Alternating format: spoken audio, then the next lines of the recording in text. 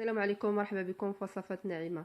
اليوم ان شاء الله نقدم لكم بريوات اللوز بالفرن اللي كيجيو رائعين ومعسلين. تحت طلب عفوا بعض الاخوات اللي معايا في الفيسبوك وطبيعه الحال حتى باليوتيوب. الا بغيتوا تعرفوا الطريقه والمقادير ما عليكم الا تتبعوا الفيديو من اول لاخر، وعلى بركه الله نبداو ان شاء الله. السلام عليكم. اليوم ان شاء الله نقدم لكم بريوات اللوز تحت طلب الاخوات اللي معايا في الفيسبوك. لهذا الغرض انا غندير كميه قليله. عندي هنا 250 غرام ديال اللوز اللي حمرته، اللي سلقته وقشرته، درت عليه الماء طايب حتى ترقد مزيان، قشرته ومن بعد في الاول كنغسلوه عاد كنديروا عليه الماء طايب تترطب لي ديك يعني القشره ديالو، كنحيدوها. عاودت غسلته عاد فرشته بواحد الطاوه ودخلته الفران، ما بغيتش نقليه. عندنا 250 غرام اللوز. عندي واحد المعلقه صغيره ديال عامره مزيان ديال القرفه. عندي واحد الراس، واحد يعني رشه المسكات الحره اللي دقيتها شويه. عندي معلقه كبيره ديال الماء الزهر. وعندي معلقه ديال الزبده. بالنسبه للزبده غنخليها حتى الاخر، غادي يا اما ناخذ معلقه ولا نص ديالها. وعندي العسل تقريبا 2 معلقات ولا على حسب الكميه اللي غتقدنا لهاد اللوز، لان عندي الكميه قليله. فانا غنديرها بورقه الفيلو، لان الاخوات بزاف اللي بحالي عايشين في اوروبا كيسولوا على واش كتجي في ورقه الفيلو، فهي كتجي مزيانه. انا كندخلها بالفرن، ما كنقليهاش. ورقه الفيلو كتعرفوها، تدخليها للفران كتجي مزيانه. انا دائما اعوام هذه كنديرها في الفران، في مناسبات، في اعياد، في اي حاجه، فكتكون زوينه وكتبقى مقرمشه. وعندي بطبيعه الحال العسل اللي مازال غادي نزيد عليه، اللي غادي نسخنو شويه وغادي ندوز فيه البريوات ديالي ان شاء الله. دابا غادي ندوز نطحن اللوز ديالي مزيان مزيان. انا مستعمله السكر، ففي السكر انا دايره هنايا وغادي نعسلوها. مازال غادي ندير معها شويه العسل، ومازال غادي نعسلوها في العسل، فما يحتاجش يعني غندير معلقه كبيره ديال العسل ولا 2 معالق. غادي نشوف على حسب الكميه ديال اللوز، نتوما معايا وغتشوفوا ان شاء الله. دابا غادي ندوز ان شاء الله، غادي نطحن اللوز ديالي. انا موجده الماكينه هنا حدايا، غنطحنو ونتلاقاو باش نعجنوا العقده ديال اللوز ونشكلوها وديروا سيجار ولا بريوات. انا غندير بريوات لان البنات بغاو يشوفوا بريوات وهذا. ونتلاقاو باش نعجنوا العقده ديالنا ونوجدوها وندوزو نصايبوا البريوات ديالنا عفوا. اللوز ديالي كما كتشوفوا كيولي بحال يعني بحال الطحين، كيكون بودره هكذا. غادي ندوزو دابا باش نخلطوا العقده ديالنا. غندير القرفه، بسم الله. غندير هذيك راس المعلقه ديال المسكه الحره، غير شيشه ديال المسكه الحره. ما عندكمش ديري غير القرفه، فانا بعض المرات ما كتكونش عندي كنكتفي فقط بالقرفه. كتشوفوا غير شويه درت معلقه كبيره ديال الماء الزهر. الا ما درتيش الماء الزهر هنا ممكن ديريه في العسل ديالك اللي غدوزي فيه. غندير معلقه واحده ديال العسل فقط، ما غاديش نكثر. وغادي نحاول نخلط وعاد غنشوف الزبده، يعني حيت لان اللوز ملي طحنتو راه طلق شويه داك الزيت ديالو، فقد ما قدرنا نستغناو على يعني على الدسم احسن. نقدر ندير غير نص الكميه. ها هي الزبده ديالي، غادي ناخذ نص الكميه عفوا، ندير بهذا الاصبع.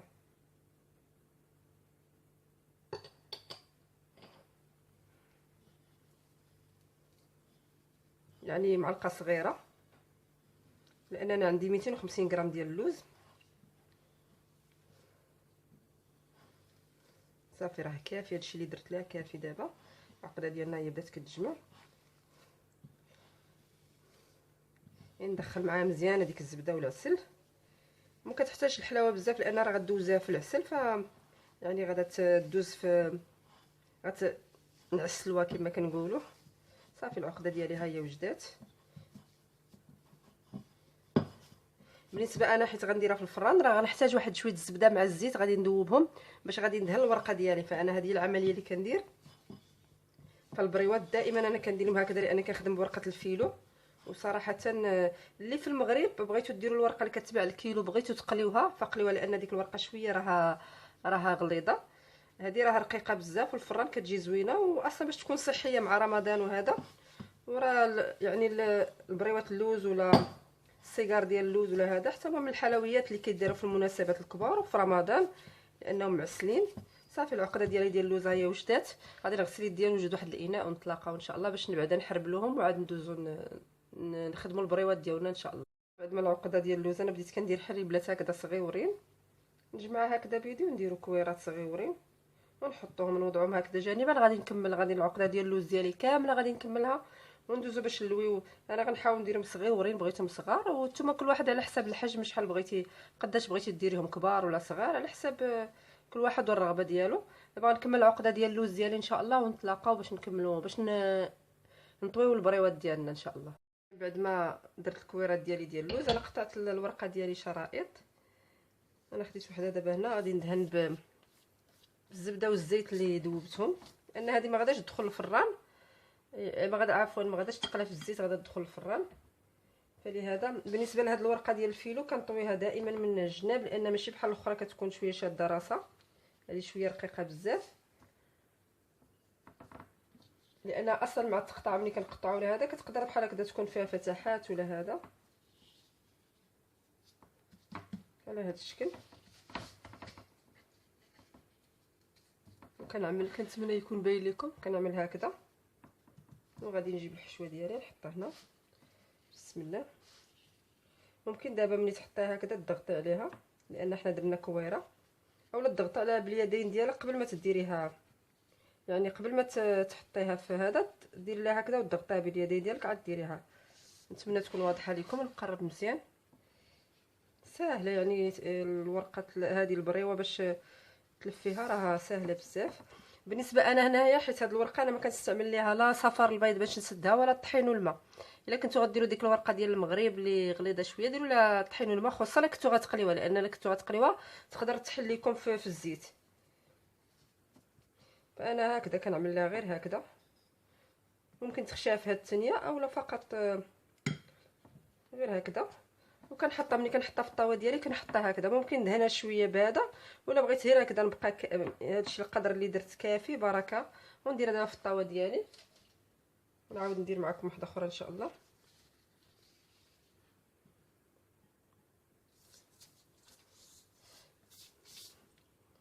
يعني كما كتشوفوا معايا دابا تقطعت فقط بالشيته، تقطعت لان هاد الورقه رقيقه بزاف، فانا ما نخافش منها.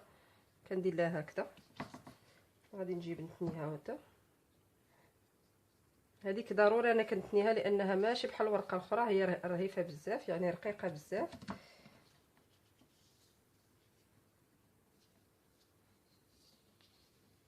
هكذا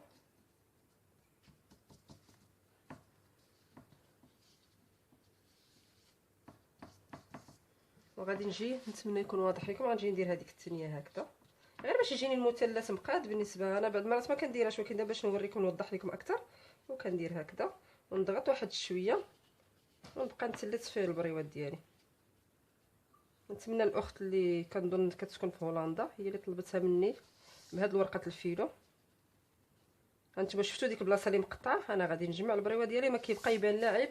هنا شويه ناقص عفوا الزبده والزيت.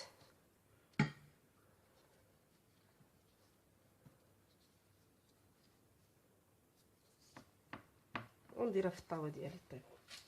دابا غنبقى مستمره على هاد الطريقه حتى نكمل كاع الورقه ديالي وندخلها للفران طيب. وخصنا ملي غطيب ان شاء الله خصنا ندوزوها في العسل. انا من بعد ما طابوا البريوات ديالنا ها هما كنديرهم هنايا في العسل يتعسلوا، نخليهم واحد 5 دقائق هكذاك حتى يشربوا العسل. وكنعملهم هنا يتصفاو. كما كتشوفوا معايا انا وجدت هنايا يعني خديت هذا الصف درتو القند ديالو في جنجلان بيض الا عندكم متوفر، واخا يعني الحشوه ما فيهاش الجنجلان. وهاد يعني هاد الصف الثاني غادي نديرو هكذا باللوز شرائح اللي عندي. ممكن تحمروا ممكن تخليهم غير هكذا على هاد الطريقه. نزينوهم ونحطوهم نستفوهم